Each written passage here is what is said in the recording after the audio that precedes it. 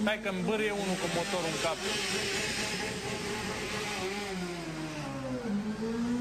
Dacă lipsesc eu un pic până îl rezolv pe cretinul ăsta, da, că poate se întoarce.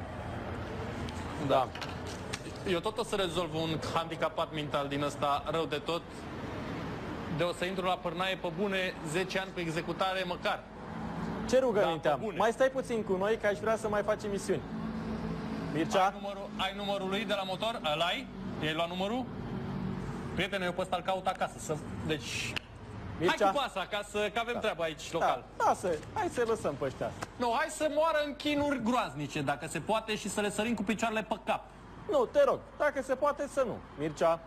Da, fac un apel la jegosul de adineauri să se întoarcă. Să nu mai fugă ca un laș cu puța mică de intră în training. Să se întoarcă încoace. Și jur că nu vin decât eu. Atât. Cu mânuțele astea două goale.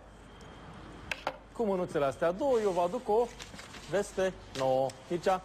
Mircea? Da, Mircea? da, sunt aici. Da. Ce mai zici? Ce mai faci? Uite, sincer să fiu, aș vrea să mă ocup cu niște handicapați mental. Asta e singurul meu target. Bine, în momentul ăsta. până ne ocupăm de... Haideți să vedem cu găleata. Mircea? Da. Mircea, suntem aici, da? Aici, da, te văd. Da. Ia, hai cu găleata să vedem cu Victor Pont. Ce crezi că face Iohannis în seara asta? Mai tare. Sase. Poartă în case? Provocarea pentru Iohannis nu este să-și toarne apă în cap, ci să-și toarne sase, poartă în case în cap. Să vezi ce bucată îi dau. Mamă, vezi cum ăla spectacol. Meditații.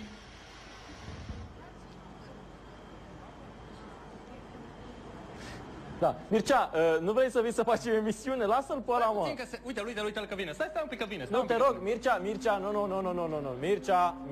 Stai un pic. Mircea. Da, sunt aici. Stai că vine. Păi lasă-l, te rog eu frumos, Mircea. Dați cu ceva, cu Ponta, cu ceva. Da, Mircea. Aici sunt, da. Te rog eu frumos, stai acolo să-i fă emisiunea, că bolnavii mentali sunt mulți de rezolvăm noi. Va fi cel mai mare rating din istoria televiziunii. Păi asta e, lasă așa. Mircea. Da, aici sunt. Hai să vedem și cu Ponta acum. Hai să gândim optimist până vedem cu Ponta.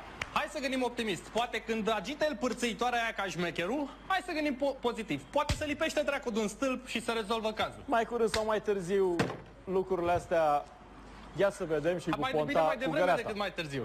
Cu Ponta. Corac, ai chef de niște apă în cap? Noi ne-am gândit cum ar arăta provocarea cu găleata pentru domnul Ponta.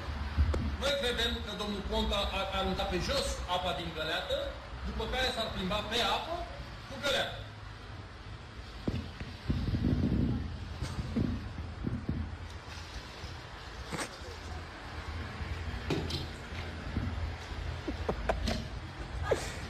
Mingea, fii copilotul meu.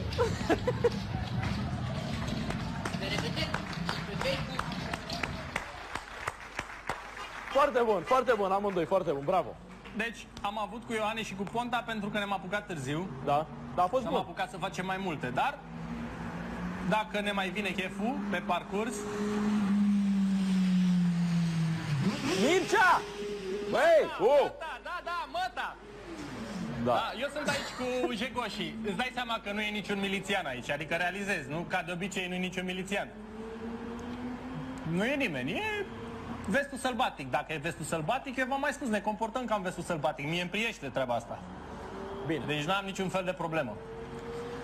Eu mă pot descurca foarte bine și acolo.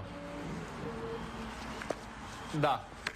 Trebuie să găsim un alt loc de emisiune pentru Mircea. Nu, prietene, trebuie să-i tranșăm pe ăștia. Lasă. Trebuie să-i dezosăm, nu. Cum să, adică să mă mut eu că vin niște cretini? Prietene, niciodată.